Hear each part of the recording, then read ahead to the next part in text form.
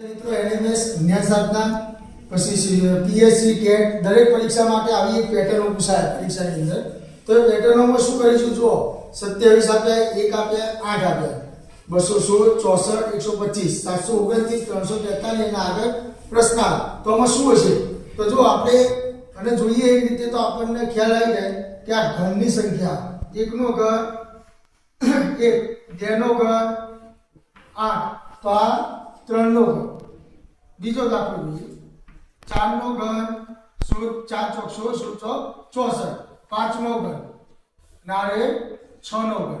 તો જો અહીંયા પેટર્ન કેવી આપેલી છે, ઘડિયાળના દિશામાં બરાબર, 1 નો ઘન 2 નો ઘન 3 નો ઘન, 4 નો ઘન 5 નો ઘન 6 નો ઘન. તો હવે અહીંયા શું આવશે?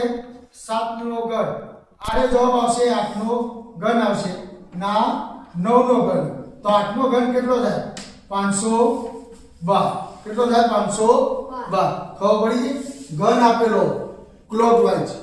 બીજો એક દાખલો અહીંયા જો, આ એક પેટર્ન આપેલી છે, વચ્ચે મોટી સંખ્યા આપેલી છે, એટલે કોતો આ સંખ્યાનો ગુણાકાર છે, કોતો આ સંખ્યાનો સરવાળો છે. તો સરવાળો કરી દઈએ, 5 4 9 9 3 12 12 ને 7 19. તો એ સરવાળાનો રીત આપેલી નથી. બીજી રીત કરીએ, 4 5 20, 7 તરી 21, 41 થાય, એ પણ જવાબ છે નહીં. હવે આપણે આનો વર્ગ કરીએ, 5 નો વર્ગ 25, 4 નો વર્ગ 16, 7 નો વર્ગ 70 49 અને 3 નો વર્ગ 9.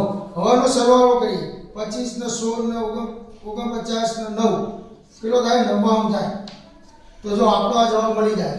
બીજો એક દાખલો, આની બીજી રીતે જોઈ લઈએ, સાચો ખોટો છે. 7 નો વર્ગ 49, 5 નો વર્ગ 25, 6 નો વર્ગ 36 અને 2 નો વર્ગ 4.